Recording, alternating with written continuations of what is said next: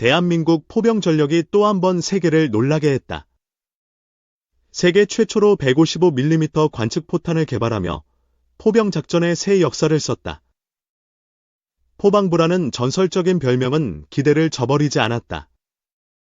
K9 자주포와 최신 대포병 레이더에 이어 관측 포탄이 그 위상을 더했다. 2024년 10월 21일 한 기사가 이 혁신적인 포탄을 소개했다.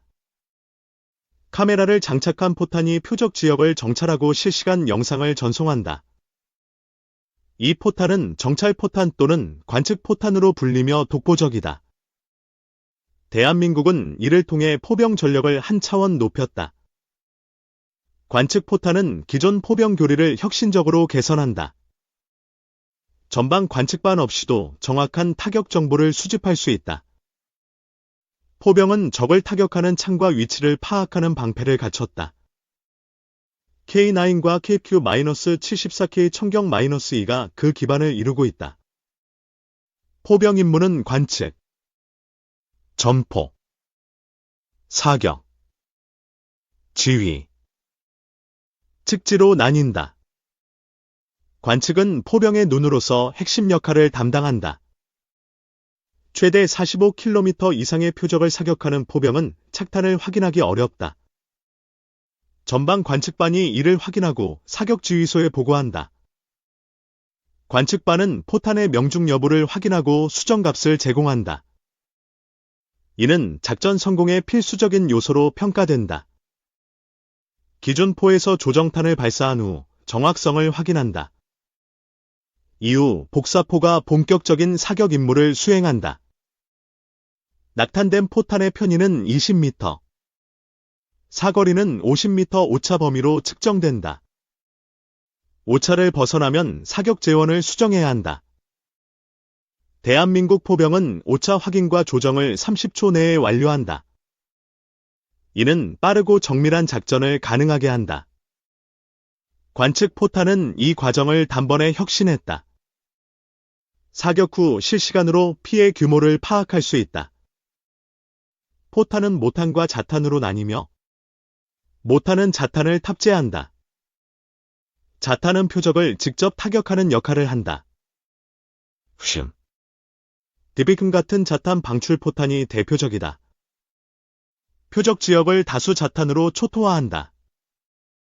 관측 포탄은 방출 후 1km 상공에서 8분간 정찰한다. 촬영과 좌표 산출로 정보를 제공한다. 이 기술로 전방의 관측반을 파견할 필요가 줄었다. 단번에 표적과 전장을 정찰할 수 있다. 기존에는 관측반 9개, 최소 27명의 병력을 투입했다. 하지만 지휘소가 직접 상황을 확인하기는 어려웠다. 관측 포탄은 실시간 영상으로 이를 해결한다. 사격 지휘소가 즉각적인 판단을 내릴 수 있다. 국지 도발 상황에서 이 포탄은 강력한 효과를 발휘한다. 연평도 포격전 같은 사례에서 유용했을 것이다. 2010년 연평도 포격전에서 K9이 신속히 대응했지만 피해 규모 파악이 늦었다. 위성 사진으로 뒤늦게 확인되었다. 당시 관측반이 적 내륙에 위치할 수 없었다. 빠른 낙탄 확인이 어려워 오해를 낳았다. 관측 포탄은 이런 문제를 해결하며 신속한 대응을 돕는다. 도발을 빠르게 분쇄할 수 있다.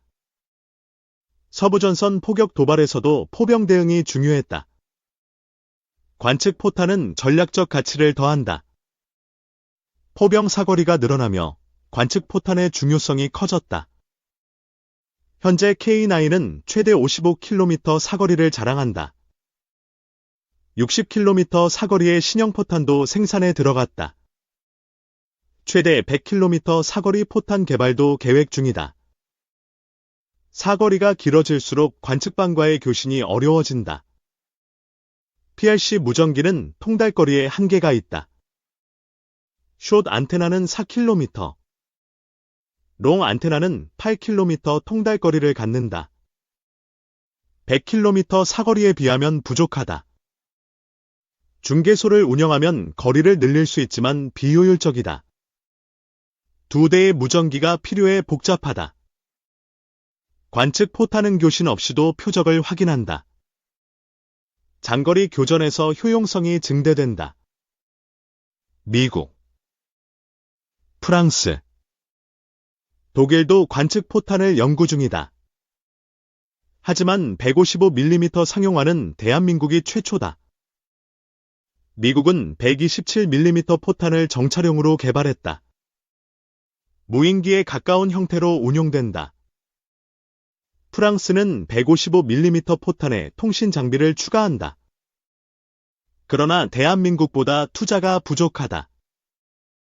대한민국은 사거리 연장과 살상형 포탄을 개발했다. 디바이캠으로 적 전력을 초토화한다.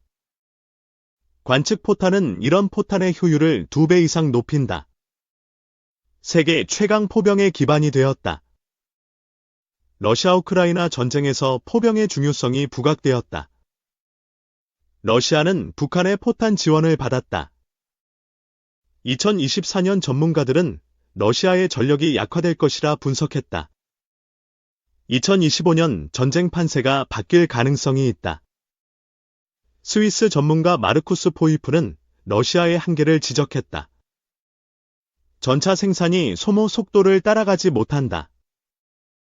러시아는 구형 전차를 투입하며 자원 고갈을 드러냈다. 이는 제2차 세계대전의 나치와 유사하다. 영국 연구소도 러시아의 쇠퇴를 예측했다. 우크라이나는 서방 지원으로 힘을 얻는다. 나토는 F-16 전투기를 우크라이나에 지원한다. 2024년 7월부터 본격화되었다. F-16은 러시아의 공중 우세를 견제한다. 활공폭탄 공격을 줄일 가능성이 있다. 대한민국도 우크라이나 지원을 고려 중이다. F-16에 탑재할 무장을 제공할 수 있다. 중국은 포병 전력에서 대한민국에 밀렸다. 인사이더 몽키가 한국을 세계 1위로 선정했다. 중국은 2위에 머물며 자부심에 상처를 입었다. K9은 필제트-05보다 우수하다. 대한민국은 8,600문 이상의 포병 무기를 보유한다.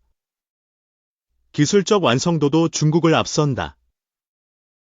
K9은 1000문 이상 운용되며 K9A1, K9A2가 추가된다. 사거리 55km로 중국을 압도한다. 필제트-05는 50km 사거리에 그친다. 신형포탄 도입으로 격차는 10km 이상 벌어진다. 사거리는 포병의 기동성과 생존성을 높인다. K9은 멀리서 타격 후 이동이 가능하다. 필제트-05는 반동 흡수가 부족해 흔들린다. 장거리 사격에서 한계를 드러낸다. K9은 시속 67km로 빠르게 이동한다. 필제트-05는 50km로 기동성이 떨어진다. 천문은 다양한 구경의 로켓을 사용한다. 130mm부터 600mm 캐디스팀까지 운용한다. 중국 페이첼-03은 단일 구경에 집중한다. 장전 시간이 20분으로 느리다. 천문은 자동화로 신속한 장전을 자랑한다. 전술적 유연성이 중국을 앞선다. 대한민국은 155mm 구경으로 포탄을 통일했다. 보급 효율성이 중국보다 높다.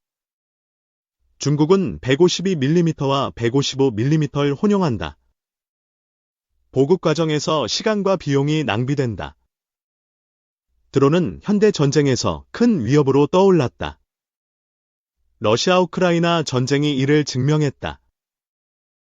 유럽은 드론 방어용 개인 화기를 개발한다. 베넬리는 AI 탄환으로 드론을 격추한다. FN 스탈은 기관총으로 드론을 타격한다. 보병 무기의 변화가 시작되었다. 대한민국은 K-30BO로 드론을 방어한다. 2024년 훈련에서 성과를 거뒀다. BO는 중형 장비로 편제에 한계가 있다. 소형 드론 대응에 개인 화기가 필요하다. 드론은 소총을 장착하며 위협이 커졌다.